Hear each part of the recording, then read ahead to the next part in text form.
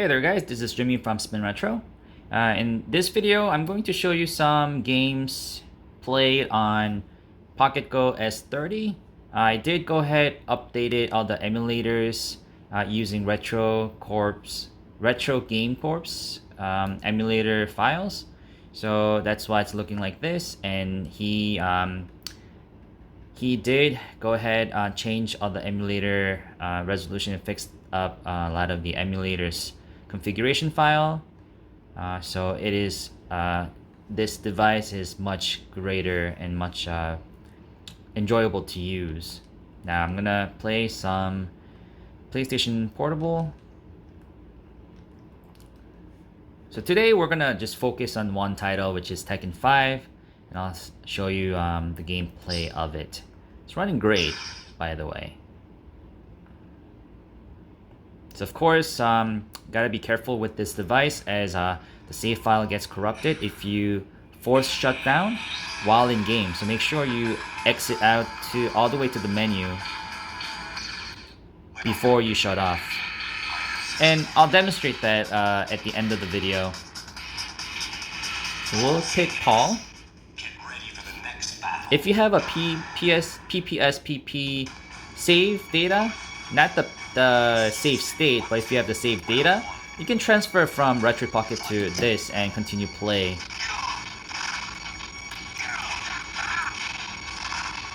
So what I like about this device is the ease of use, but the best quality, in my opinion, is the feel of the D-pad and the buttons and also the analog stick. They're like the top quality.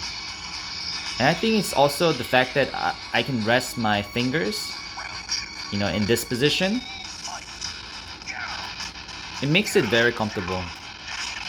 Oops, I wasn't paying attention right there. And also the input lag on this device is really good. It's very small. It's very noticeable compared to Retro Pocket 2's.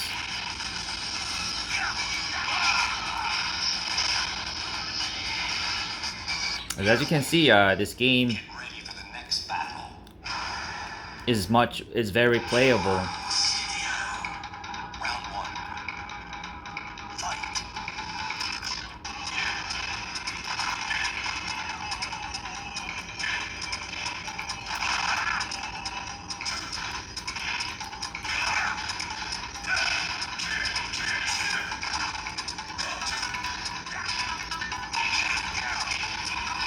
Okay.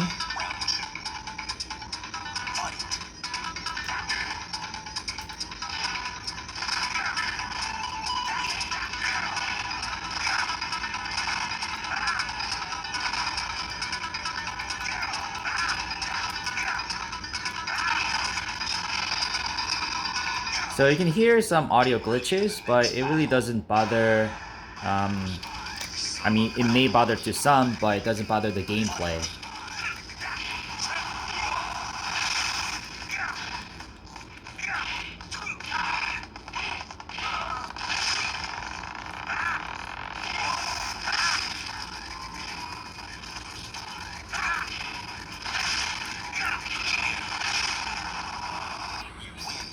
And depending on the background, it stutters more.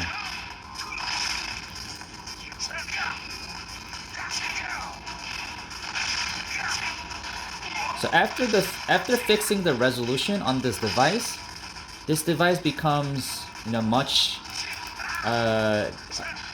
more desired product, I think. You know, this I think hardware wise, I really like it. I really think it's the way the fingers rest on the gamepad like this, like cubbed.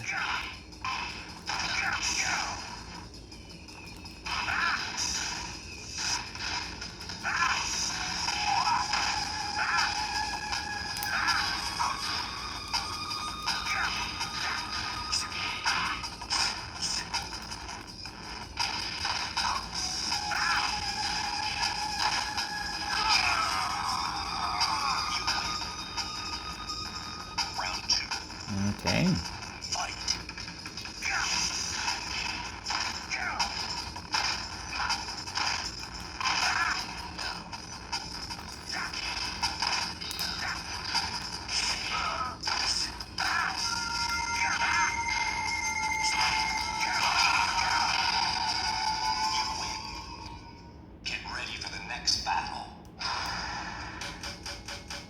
So it's a ranking match against Paul.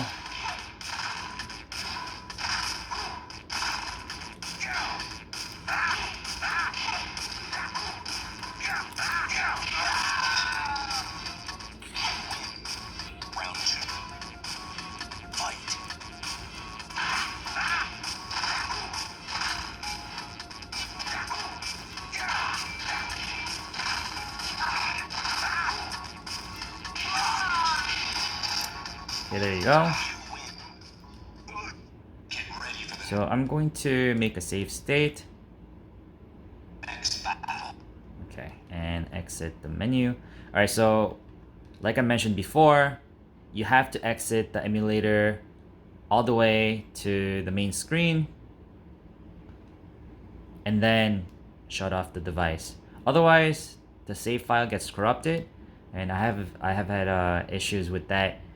To fix that issue, you can just go to the emulator SD cards directory and find the emulator, and if you go inside the emulator, you can find the .srm file and the .sav file. Erase those for the game that you're trying to save, and after I did that, it started working again. I will also show you the performance on Crisis Core.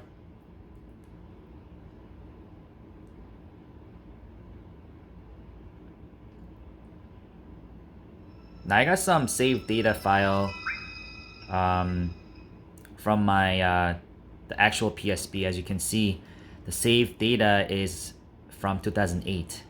It's crazy. Never managed to beat this game. Look how smooth the game is.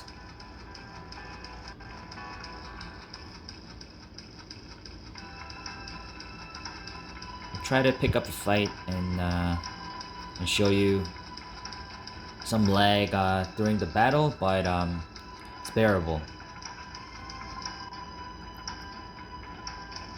Now it was already playable like this before changing the emulation configuration file that Retro Game Corp has posted, but that fixes other emulator issues, like in Game Boy Advance and Game Boy Color, SNES.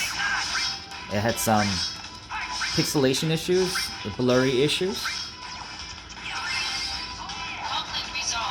So as you can see, the battle is fine. It's a little laggy. You can also hear some audio problems, but it runs great.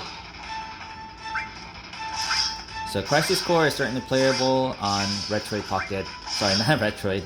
This is Pocket Go S30. So yeah, this device is actually pretty nice. So let me leave the game. Just give you some of the emulators that were newly added. You go back. So there is PSP, TurboGrafx 16. Actually, it's hard to see what they are. This yeah, I don't think I can name them by the looks of it. It seems like Sega CD, Neo Geo Pocket Color, Wonder Swan,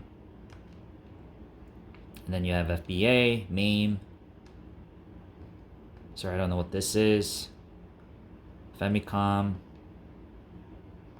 Hold on. This is NES, and this is... I don't know what that is. But anyway, it added a lot of emulators. Please check out the Retro Game Corp's video on how to do this. I'll leave that link in the video description below if you want to try it out. But this really fixed a lot of the issues that this emulator, the software, is having. So for example, if you launch a Game Boy game, he also added this green tint color as a default palette. plays much nicely with and it fixed the resolution on it, so it's no longer blurry. It's very simple to do this. You don't flash anything. You just drag the files and change the files around in the SD card system, and that's all you have to do.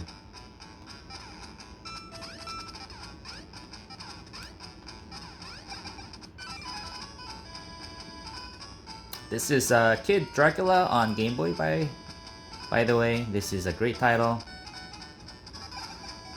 Very casual. Oops.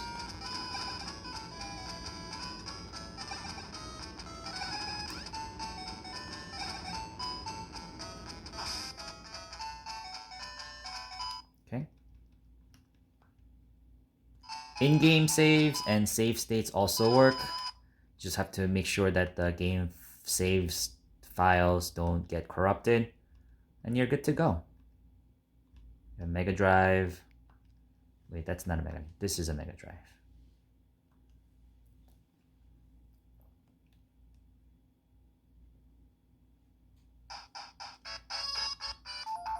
So this is 3x2 screen,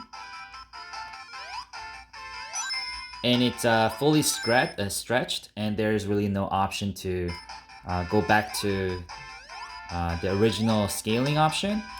I personally like it this way. It's slightly stretched, but it's not too bad. It's not like it's getting stretched to 16:9 ratio, 3:2 ratio going into 4:3 stretching to 3:2 is actually not that bad, and you know this device the device's strength is actually being a simple and not needing to configure anything is actually the strength.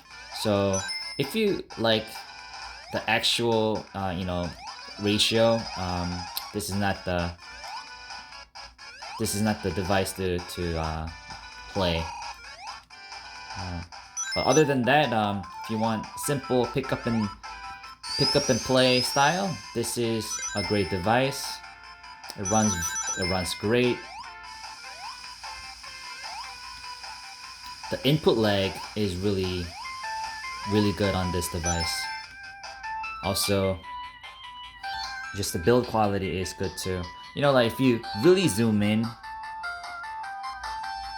and look at how there you go. Look at how the plastics are like knit together. It's not the best quality in the world, but as an overall device, it's very good. For $60, you can play some of PSP games very easily too. No difficult configuration needs to be done, so I think this is great.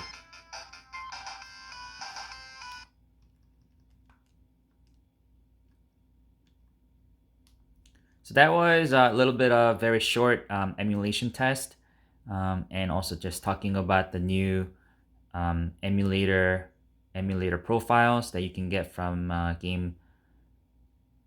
Retro Game Corp.